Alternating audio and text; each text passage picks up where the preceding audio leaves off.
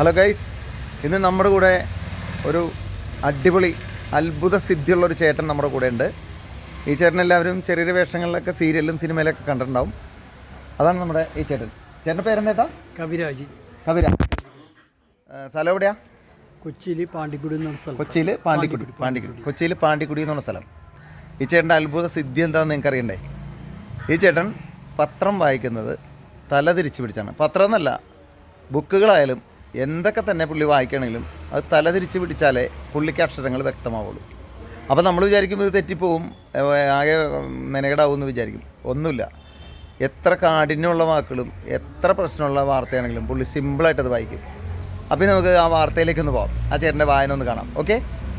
Town പ്രഖ്യാപനം നടത്തി. പുത്തൻവേലിക്കര പഞ്ചായത്ത് പറവൂർ മാലിന്യകൃത നവകേരളം ക്രമീകരണത്തിൻ്റെ ഭാഗമായി പുത്തൻവേലിക്കര പഞ്ചായത്ത് ശുചിത്വ ടൗൺ പ്രഖ്യാപനവും ശുചിത്വ വിളംബര ജാഥയും ഹരിത സ്ഥാപനങ്ങൾക്കുള്ള സർട്ടിഫിക്കറ്റും വിതരണവും നടത്തി.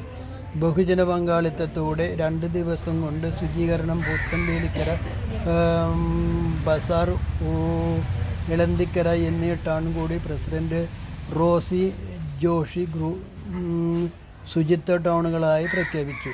ശുചിത്വം വിളംബര ജാഥയായി സ്കൂൾ വിദ്യാർത്ഥികൾ, റെസിഡൻസ് അസോസിയേഷൻ പ്രതിനിധികൾ, കുടുംബശ്രീ പ്രവർത്തകർ, വ്യാപാരി വ്യവസായി പ്രതിനിധികൾ, ഹരിതകർമ്മ സേവന അംഗങ്ങൾ, ഓട്ടോറിക്ഷ തൊഴിലാളികൾ തുടങ്ങിയ അനേകം പേർ പങ്കെടുത്തു.